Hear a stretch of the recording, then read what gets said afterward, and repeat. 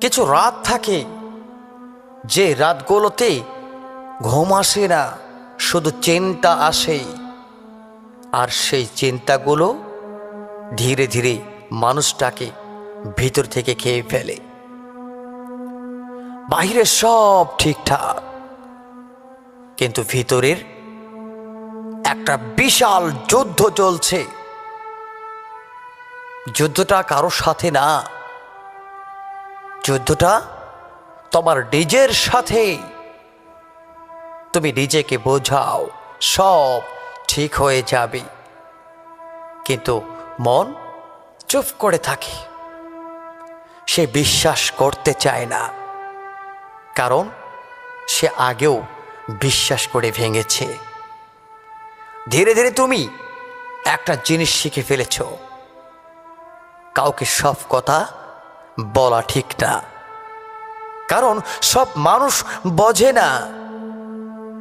কিছু মানুষ শুধু ব্যবহার করে। তাই তুমি চুপ হয়ে যাও।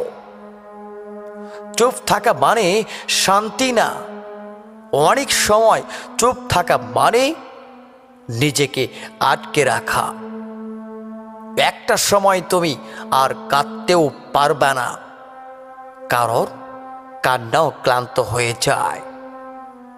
তখন তুমি শুধু তাকিয়ে থাকো শূন্যতার দিকে আর ভাবো,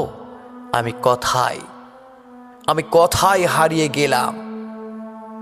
কিন্তু আসলে তুমি হারাওনি, তুমি শুধু অনেক কিছু সহ্য করতে করতেই বদলে গিয়েছ।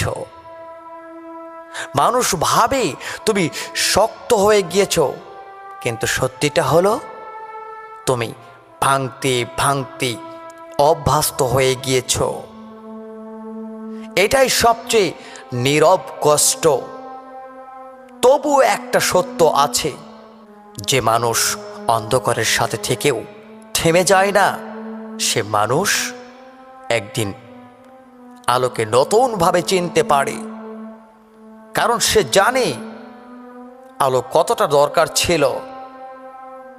তাই আজ যদি তুমি ভিতরে ভেঙে পড়ো, মনে রেখো, এটা তোমার শেষ না, এটা তোমার গল্পের সবচেয়ে গভীর অধ্যায়। সবচেয়ে অন্ধকার সময়ের পরে মানুষ নিজের আসল শক্তিকে খুঁজে পায়।